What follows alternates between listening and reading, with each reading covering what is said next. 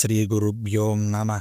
స్వయంభువ మనువుకి ప్రియవ్రతుడు అనేటువంటి కుమారుడుండేవాడు. అతడు గొప్ప యోగీంద్రుడు. చాలా కాలము తపస్సులతోనే గడిపాడు. వివాహం కూడా చేసుకోలేదు. చివరికి బ్రహ్మగారి ప్రయత్నం మీద మాలినీదేవి అనేటువంటి కన్యను వివాహం చేసుకున్నాడు. కానీ వివాహమైన తర్వాత వారిద్దరికీ ఎంతకీ సంతానం కలగలేదు. కశ్యపుడు వచ్చి పుత్రకామేష్టి జరిపించి దంపతులకు ఇష్టి ఫలితంగా చెరువును అంటే యజ్ఞఫలాన్ని ఇచ్చాడు.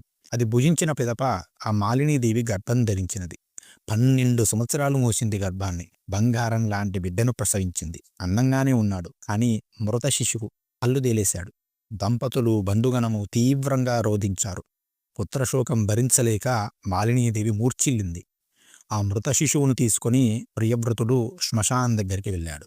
బిడ్డను ఒదిలో పెట్టుకుని ఆ అడవిలో దారుణంగా విలపించాడు. ప్రాణాలను పరిత్యజించడానికైనా సిద్ధపడ్డాడు. కానీ ఆ మృత శిశువును ఖండం చేయడానికి ఇచ్చగించలేదు. అస్సలు మనసొప్పలేదు ఆయనకు. తన జ్ఞానయోగమంతా ఎటుపోయిందో, ఆ తపస్సంతా ఎటుపోయిందో శోకంలో మునిగిపోయాడు. అది పుత్రవ్యామోహం యొక్క గొప్పతనం. అంతలోనే ఒక దివ్య విమానము కోటి సూర్య కాంతులతో కనిపించింది. అందులో తెల్లని వస్త్రములతో పుష్పమాలికలతో మండలంలాగా వెలిగిపోతున్నటువంటి దేవసేనాదేవి దర్శనమిచ్చింది. రాజు శిశువుని దించి లేచి ఆ తల్లికి నమస్కరించినాడు. తల్లిని చక్కగా స్తుతించినాడు. అక్కడే పూజ కూడా జరిపాడు. జరిపి, మహాదేవి, నువ్వెవరు? ఎవరి ఇల్లాలివి? ఎవరి అమ్మాయివి?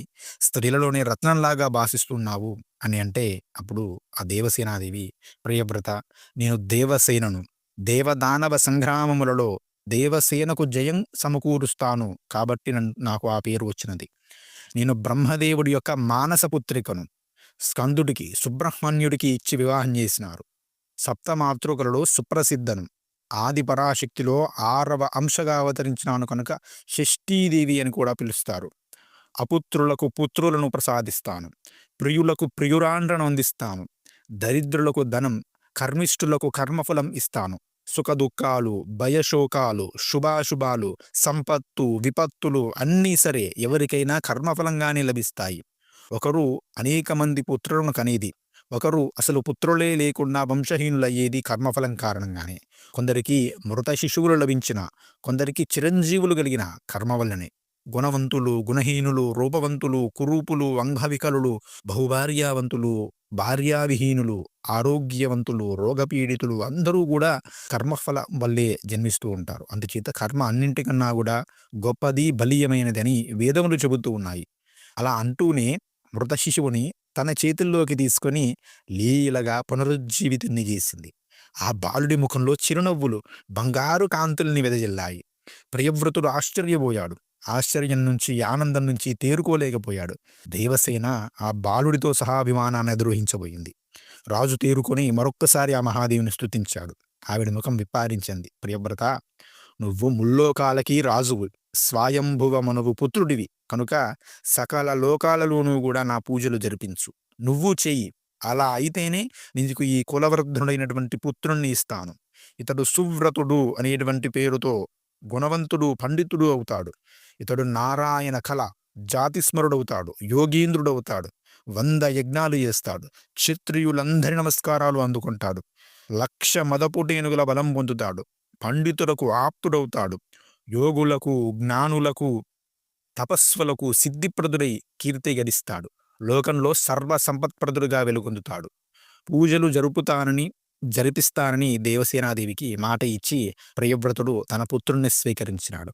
దేవి ఆశీర్వదించి వెళ్ళిపోయింది. రాజు కూడా ఆనందంతో బిడ్డను ముద్దాడుతూ ఇంటికి తిరిగి వచ్చినాడు. ఆ మాలతీదేవికి, బంధువర్గానికి, అమాత్యులకు, పరివారానికి, ప్రజానీకానికి జరిగిన వృత్తాంతమంతా కూడా పూసగుచ్చినట్లుగా చెప్పాడు. అందరూ సంతోషించి పండగ జరిపారు. అప్పటి నుంచి ప్రతి నెల శుక్ల షష్ఠి నాడు ఇంటింటా షష్ఠీదేవి మహోత్సవాలు జరిపించినాడు. పురిటిళ్లలో 6వ రోజున, 11వ రోజున, అన్నప్రాశన రోజున, ప్రతి శుభకార్యం రోజున షష్ఠీదేవి పూజలు జరుగుతూ ఉన్నాయి. రాజు కూడా స్వయంగా చేస్తూ ఉన్నాడు అని నారదుడు చెబుతూ ఉన్నాడు. ఆ షష్ఠీదేవిని సాలగ్రామంలో గాని, ఒక కలశంలో గాని, వటవృక్షం మూలంలో గాని, అంటే రావి చెట్టు మూలంలో గాని, లేదా ఒక ఈశాన్యం మూలలో గోడ మీద ఒక చిత్రపటంలో గాని, బొమ్మను గీసి గాని అందులో ఆవాహన చేయాలి. ఆవాహన చేసి 16 ఉపచారములతో పూజించి షష్ఠీదేవి స్తోత్రము అని దేవీ భాగవతంలో చెప్పడం జరిగినది. ఆ స్తోత్రము నారాయణ చేసినట్లయితే షష్ఠీదేవి అనుగ్రహం కలుగుతుంది. అమ్మవారి యొక్క అనుగ్రహం కలిగితే జన్మించినటువంటి పుత్రులు ఆయుష్మంతులవుతారు. అత్యంత బలవంతులవుతారు. వారికి ఎంత తీవ్రమైనటువంటి అనారోగ్యం ఉన్నా, అసలు మందులు లేనటువంటి అనారోగ్యాలున్నా కూడా నెల రోజుల పాటు షష్ఠీ దేవి స్తోత్రాన్ని ఆ తల్లిదండ్రులు వింటే, ఆ పిల్లవాడి దగ్గర ప్లే చేస్తూ ఉంటే చక్కగా అతనికి ఆరోగ్యం సిద్ధిస్తుంది. అంతేగాదు బాలారిష్ట దోషములు తొలగిపోతాయి.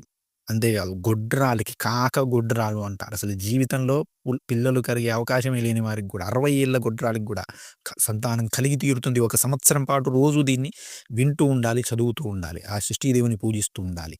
అంతేకాదు గర్భస్రావాలయ్యే వారికి, అబార్షన్స్ అయ్యేవారికి ఈ షష్ఠీదేవి స్తోత్రాన్ని ఒక సంవత్సరం పాటు శ్రద్ధగా చదవడం వల్ల, వినడం వల్ల అవి గూడా ఆగుతాయి. ఖచ్చితంగా చక్కగా ఆరోగ్యవంతమైనటువంటి సంతానం కలుగుతుంది.